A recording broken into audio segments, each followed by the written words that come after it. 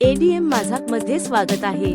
ताज्या अपडेट्ससाठी ADM माझाकला subscribe करा आणि नोटिफिकेशन बेल दाबा।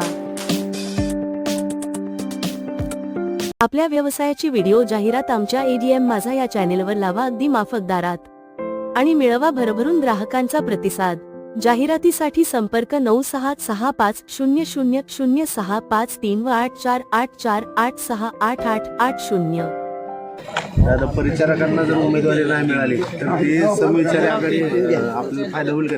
नाही, समविचारी मी जवळजवळ 19 तारखेपासून मुंबईत या प्रक्रियेमध्ये सहभागी होतो आणि समविचारी आघाडीचे मंगळवेढ्यातले पंढरपूरचे काही नेते मंडळी आदरणीय पवार साहेब आणि महाविकास आघाडीच्या नेते मंडळींना भेटले आणि तुमच्याच पेपरच्या माध्यमातून आणि वृत्तवाहिनीच्या त्या ठिकाणी माध्यमातून मला समजलं की त्यांनी माझी देखील समविचारी आघाडीने शिफारस आदरणीय पवार साहेबांच्याकडे केली आहे आणि तसं जर झालं असेल तर मनापासून मी त्यांचं देखील या समविचारी आघाडीतल्या नेते मंडळीचा आभार आहे आणि कदाचित त्यांचं मागणं ऐकूनच पवार साहेबांनी महाविकास आघाडीतल्या नेते मंडळींनी त्या ठिकाणी माझ्या उमेदवारीच्या बाबतीत पूर्णपणे ग्रीन सिग्नल त्या दरम्यान दिलेला आहे आणि त्यांच्या आदेशानुसारच आज त्या ठिकाणी मुहूर्त असल्या कारणानं मी त्यांच्या आदेशानुसारच महाविकास आघाडीकडून उमेदवारी अर्ज या दरम्यान दाखल केलेला आहे। शरद पवारांच्या पक्षाकडून उमेदवारी आहे आपली? हो, शरदचंद्रजी पवार साहेबांच्या पक्षाकडून त्या ठिकाणी उमेदवारी अर्ज दाखल केलेला आहे।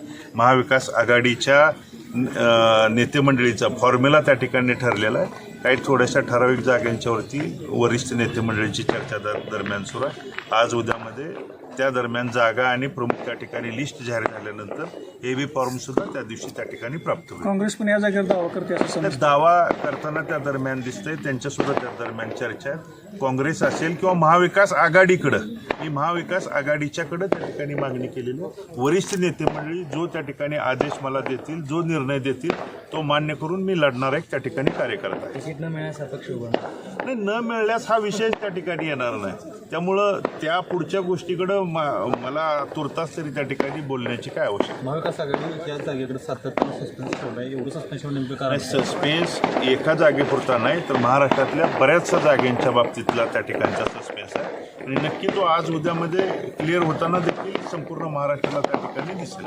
आपल्या जिल्ह्यातल्या बऱ्याच जागेंच्या बाबतीत अजून त्या ठिकाणी निर्णय असतील, चर्चा असतील, इच्छुकांची आजूबाजूच्या मतदारसंघाची संख्या बघता त्यांचा त्या ठिकाणी चर्चा विनिमय असेल।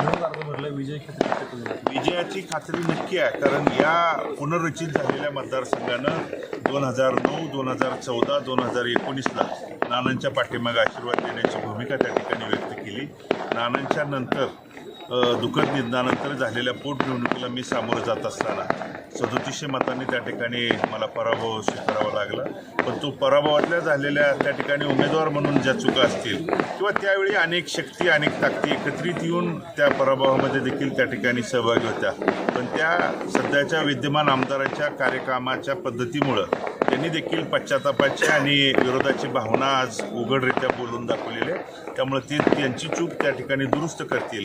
उमेदवार म्हणून देखील माझ्या काही चुका झाल्या असतील तर ते पोटात घ्या, हे मायबाप जनतेच्या पुढे जाऊन विनंती करून त्यांनी ठाम विश्वास, आशीर्वाद देण्याची भूमिका सांगितल्यानंतरच मी आज या ठिकाणी उमेदवारी अर्ज दाखल करतो आणि त्यांचा आशीर्वाद, पाठबळ माझ्या पाठीमागं होता आणि भविष्य काळात देखील राहील आणि त्यांच्या शेतकऱ्यांच्या, सर्वसामान्यांच्या, माता भगिनींच्या, पंढरपूरमधले मग छोटे मोठे व्यापारी असतील, गाळाधारक असतील, सर्वसामान्य नागरिक ज्यांच्यावरती अन्याय अत्याचार झाल्यानंतर लोकप्रतिनिधींनी कवच कुंडल म्हणून भांडायला पाहिजे, रस्त्यावरती उतरायला पाहिजे, ती भूमिका पार पाडण्यासाठी मला नक्कीच आशीर्वाद देतील हा माझ्या मनामध्ये ठाम विश्वास। दादा, एक शेवटचा प्रश्न, परिचारक अपक्ष उभारतील किंवा नाही उभारणार अशी स्थिती आहे, अशा परिस्थितीमध्ये त्यांना काय आव्हान करताय का त्यांची चर्चा करताय?